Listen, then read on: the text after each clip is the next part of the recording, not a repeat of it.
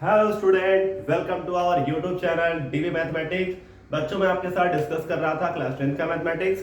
बच्चों हम लोग पढ़ रहे थे ट्रिग्नोमेट्री, जिसको ट्रिग्नोमेट्री को बच्चों त्रिकोणमिति भी कहते हैं। और ये आपकी जो मैथमेटिक्स की क्लास 10 की बुक है, ये उसका चैप्टर नंबर 8 है बच्चों। और आपको इतनी बार बता दिया हूँ कि ये बच्चों आपके बोर्ड एग्जाम के पर्पज से मोस्ट इंपॉर्टेंट चैप्टर है। और खास करके ये वाली एक्सरसाइज अगर 30% अगर रिड्यूस नहीं होता है, रिड्यूस हो जाएगा तो ये भी रिड्यूस हो जाएगा अपने आप 8.4, तो उसको पढ़ने का कोई मतलब नहीं रह जाएगा। लेकिन अगर रिड्यूस नहीं होता है तो आप श्योर रहिएगा कि आपके दो बड़े बड़े क्वेश्चन यानी कि 4 वाले क्वेश्चन यहां से आएंगे ही आएंगे, श्योर है। तो इसका मतलब बच्चों ये हुआ कि जो त्रिकोणमिति है वो लगभग लगभग अकेले अपने बल पे आपको कम से कम 12 से 15 नंबर देगी। तो आपको बच्चों ध्यान से इस चैप्टर को पढ़ना पड़ेगा। और हालांकि ये इस चैप्टर का बस लास्ट चल रहा है अब, ठीक है। 2-3 लेक्चर में ये पूरा चैप्टर क्या हो जाएगा आपका खत्म हो जाएगा। उसके बाद हम लोग नया चैप्टर स्टार्ट करेंगे। तो बच्चों इस चैप्टर में मुझे लगता है कि लगभग शायद 20 वीडियो के आसपास होगी। तो आपसे रिक्वेस्ट करूंगा कि आप उन वीडियो को पहले देख के आइए और उसके बाद आप इस लेक्चर पे आइए, ठीक है, अगर आप नहीं देखे हैं तो। क्योंकि जितने बेसिक कॉन्सेप्ट थे, बेसिक जितनी बातें थी, वो सब बातें वहां पे खत्म हो गई हैं, ठीक है। और बाकी अगर मान लीजिए आप कहीं से कहीं पढ़े हुए हैं, ठीक है, स्कूल में पढ़े हुए हैं, डायरेक्ट वीडियो को देखने आ रहे हैं, बेसिक आपको पता है, तो फिर कोई दिक्कत नहीं, वो आपके लिए हो सकती है, ठीक है। और बाकी दूसरी चीज बच्चों की आप स्क्रीनशॉट के भरोसे मत रहिएगा। आप प्लीज पेन कॉपी लेके बैठिए, बढ़िया तरीके से नोट करिएगा, समझिएगा, लिखिएगा, ठीक है। और किसी तरह के बच्चों को कोई दिक्कत होगी तो आप मुझे कमेंट करके पूछ सकते हैं बच्चों। कमेंट सेक्शन आपके लिए ही है और मैं आपके हर कमेंट का बच्चों रिप्लाई दूंगा, ये से और ठीक है बच्चों। तो चलिए आज की लेक्चर को बच्चों जबरदस्त बनाते हैं, खतरनाक बनाते हैं और आज की लेक्चर को स्टार्ट करते हैं, ठीक है। देखिए बच्चों, ये क्वेश्चन देखिए, ये आपका 4 तक मैं आपके साथ डिस्कस कर चुका हूं बच्चों। आज ये 5वां क्वेश्चन डिस्कस करने जा रहा हूं, ठीक है। जो 5वें का जो पहला क्वेश्चन है उसमें कह रहा है कि cosec theta minus cot theta का होल स्क्वायर है, ठीक। और इसको हमको किसके इक्वल प्रूव करना है बच्चों? 1 minus cos theta upon 1 plus cos theta, हमको इक्वल करना है, ठीक है, प्रूव करना है। अब मेरी बात सुनिए ध्यान से। अगर आपके पास एनसीईआरटी वाली बुक है तो आप उसको लेके बैठ जाइए और ये क्वेश्चन नंबर 5वां का पहला है। और एक बार थोड़ा खुद से ट्राई करिए, ठीक है। जो बेसिकली मैं आपको कराया था दूसरा तीसरा, बिल्कुल वैसे ही लेवल वाइज करना है, ठीक है। ट्रिग्नोमेट्री के इतने फॉर्मूले हैं, उसको इस्तेमाल करके इस चीज को इसके बराबर लिखना है। देखिए चलिए,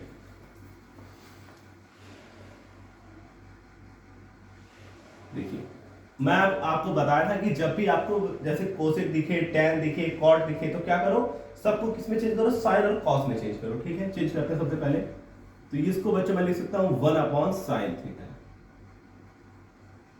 और ये माइनस इसको मैं लिख सकता हूं cos theta upon sine theta,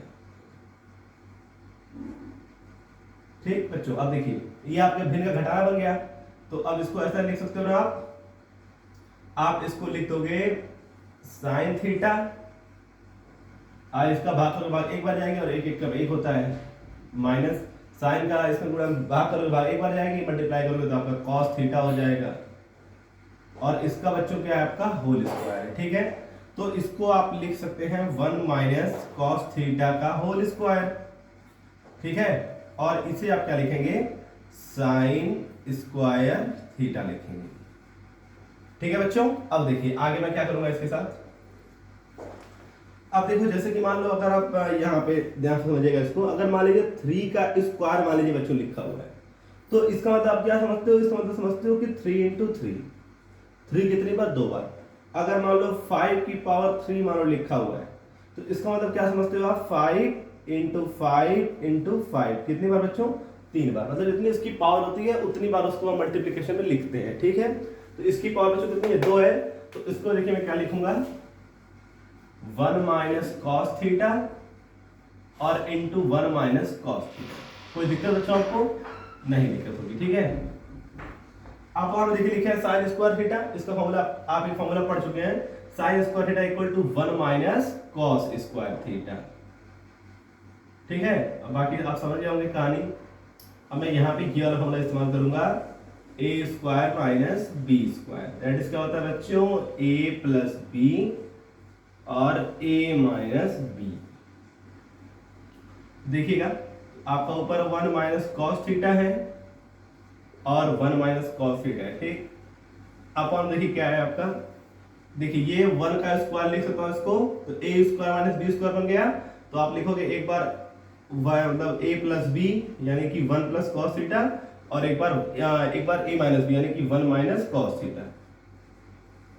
देखिए इससे ये क्या हो जाएगा, कट जाएगा। देखिए क्या बचा आपका, 1 minus cos theta upon 1 plus cos theta.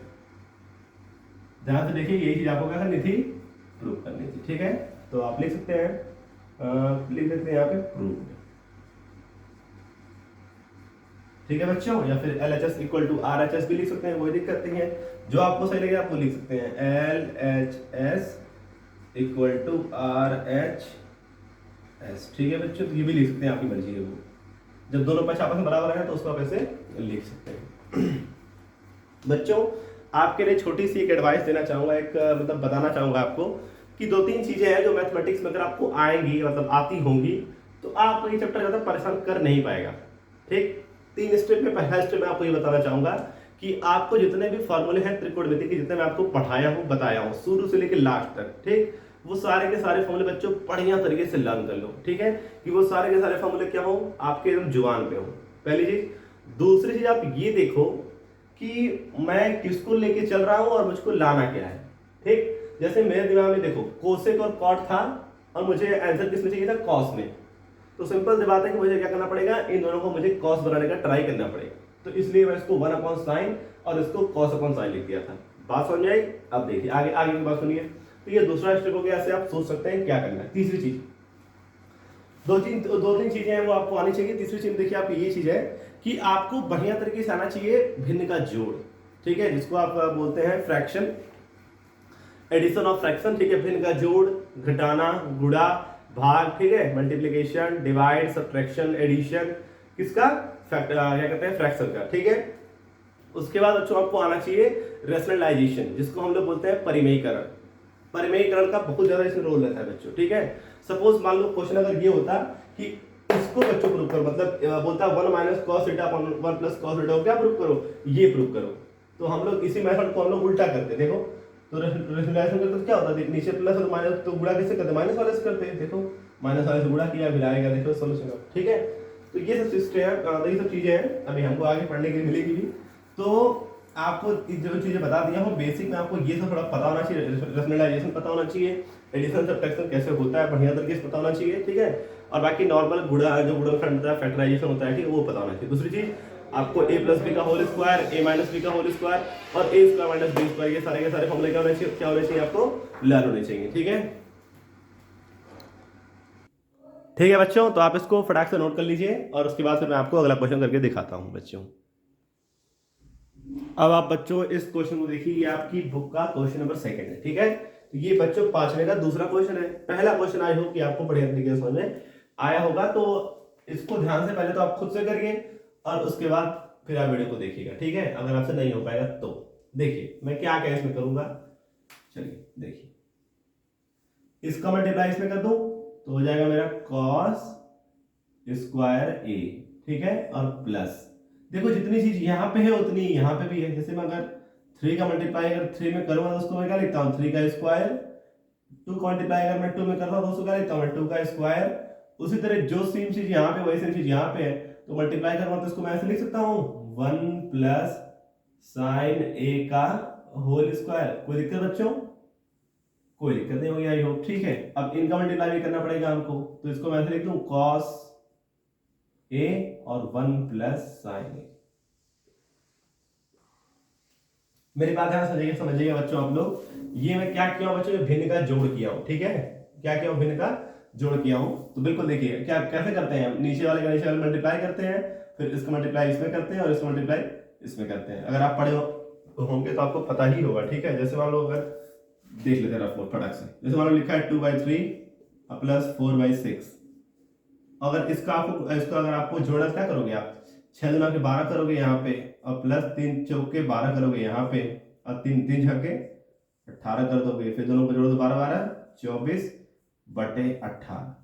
तो बच्चों ये तरीका होता है बिना एलसीएम किए कैसे करते हैं। ठीक है, तो इसमें हम कहाँ एलसीएम ले पाएंगे, कि हम एलसीएम ले पाएंगे, ले पाएंगे बच्चों, सिंपल सी बात है, इसलिए हमको ऐसे करना पड़ेगा। ठीक है, देखिए आगे देखिए, तो ये मेरा कॉस स्क्वायर ए, ये बच्चों a प्लस बी का होल स्क्वायर बन गया, तो इसको लिखोगे आप a स्क्वायर यानी कि 1 का स्क्वायर 1, b स्क्वायर यानी कि sine square a square plus b square plus क्या होता है बच्चों 2ab प्लस 2 a का मान तो 1 तो 1 2a इंटू b का मान कितना है साइन a है। अपॉन कितना हो जाएगा बच्चों, देखिए आप यहाँ पे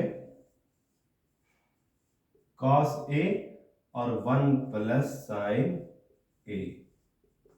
अब आपको दिख रहा होगा कि ये वाला cos स्क्वायर है और ये वाला साइन स्क्वायर है, मिलकर बच्चों कितना हो जाएगा 1, कितना हो जाएगा 1, तो ये 1 प्लस ये वाला 1, वहां क्या लिखा है प्लस 2 साइन a, अपॉन बच्चों कितना लिखा हुआ है cos a और 1 प्लस साइन a।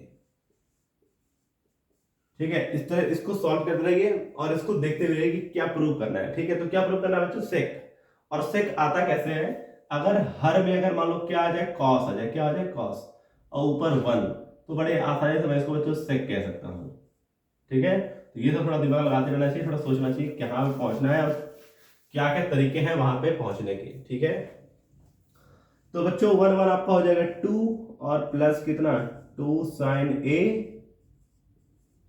और आपका अपॉन में कितना है cos a और 1 प्लस साइन a। तो बच्चों देखो आपको ऊपर दिखाई दे रहा होगा कि ऊपर मैं चाहूं तो क्या कर सकता हूं 2 कॉमन ले सकता हूं, तो आप यहाँ पे क्या करेंगे 2 कॉमन ले लेंगे। ठीक है, तो 2 कॉमन लेंगे तो बचेगा आपका कितना 1 प्लस साइन a। ठीक है, देखिए इन दोनों में क्या 2 कॉमन था, तो यहाँ बचेगा आपका 1 और यहाँ बचेगा आपका साइन, तो वही लिखा हूं 2 कॉमन और 1 प्लस साइन। नीचे देखिए बच्चों क्या बचा है, नीचे बचा है आपका cos a और आपका 1 प्लस साइन a, ये बचा है बच्चों। अब दिख रहा हो कि इस वाले टर्म से मैं इस वाले टर्म को काट दूंगा, खत्म हो जाएगा, तो बचेगा आपका कितना 2 अपॉन cos a, और अभी तो पता है कि 1 अपॉन cos क्या लिख सकते हैं, इसको लिख दो 2 इंटू 1 अपॉन cos a, और आप इसको लिख सकते हो 2 से a। ठीक है बच्चों, तो ये क्या हो जाएगा आपका LHS बराबर RHS। ठीक है बच्चों, तो आई होप कि आपको वीडियो पसंद आई होगी और आपको ये समझ में आया होगा। तो अगर आपको समझ में आया होगा तो प्लीज वीडियो को लाइक कर लीजिएगा मेरे। ठीक है, और बाकी बच्चों इसको अधिक से अधिक शेयर करिएगा ताकि खूब ज्यादा बच्चे वीडियो को देख सके, समझ सके, जान सके। ठीक है, और बस आज के लेक्चर में बस इतना ही रहेगा, मिलते हैं आपसे बच्चों नेक्स्ट लेक्चर में, तब तक के लिए thank you so much for watching this video. अब प्लीज बच्चों फिर से रिक्वेस्ट कर रहा हूँ कि वीडियो को प्लीज खूब ज्यादा बच्चों शेयर करिएगा। ठीक है, ताकि अधिक से अधिक बच्चे मेरी वीडियो को देख पाए। व्यूज बिल्कुल भी नहीं आ रही है, ठीक है, व्यूज आने लगेगी तो थोड़ा मोटिवेशन जग जाएगा। ठीक है, तो चलिए नेक्स्ट लेक्चर में मिलते हैं आपके साथ क्वेश्चन नंबर इसके आगे जो है। ठीक है, जैसे कि सेकंड क्वेश्चन था ना, इसके बाद जैसे थर्ड फोर्थ ये सब क्वेश्चन के साथ आपसे क्या होगी मुलाकात होगी। ठीक है बच्चों, तो बाय बच्चों, ऑल द वेरी बेस्ट बच्चों।